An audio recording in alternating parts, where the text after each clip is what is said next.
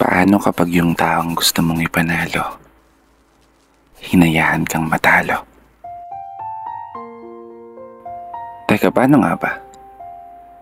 Kapag yung taong inasahan mong magiging kakampi mo sa lahat, siya rin pala ang makakalaban mo sa dulo.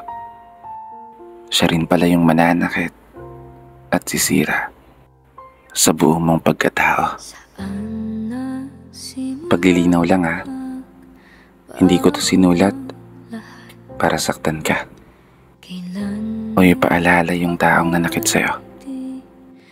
Sinulat ko to baka sakali lang na mapagaan ko yung nararamdaman mo. Kasi hindi biro ang maiwan, hindi biro ang ipagpalit sa iba, hindi biro ang umasa sa mga pangako na habang buhay magkasama kayong dalawa. Kasi paano nga ba kapag yung taong minamahal mo ay hindi ka na kayang mahalin pabalik? Paano nga ba kapag tuluyan ang nanlamig yung dating mainit at matatamis na halik?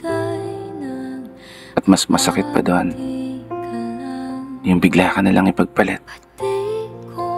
Paano ka nga ba makakabangon muli? Paano nga ba paihilumin yung sugat kung sa tuwing ipinipikit ang mga mata ay palaging imahe mo pa rin ang siyang bumabalik?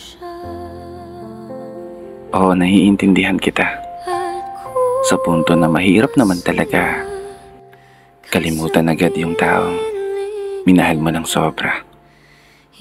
Mahirap naman talaga muling maging masaya kung nasanay ka na siya ang palagi mong kasama. Pero wala ka ng ibang magagawa kundi kailangan mong tanggapin ang lahat at maging matatag hanggang sa araw na humilom ang mga sugat at muling makausad na sa paglalakad ay wala ka ng lilingunin na alaala. Magiging okay ka rin balang araw. Makakaya mo rin yan.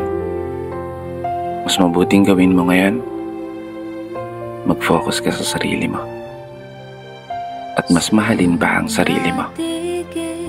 May dahilan ng lahat kung bakit nawala sa'yo, at yun ay marahil sadyang hindi pa para sa'yo. Palagi mong tatandaan, ang pag-ibig ay isang sugal na minsan pwede kang matalo at pwede kang manalo. Magtiwala ka lang sa kanyang mga plano, dahil darating din ang araw, mangyayari din lahat higit pa sa mga hinihiling mo. Isang mahigpit na yakap,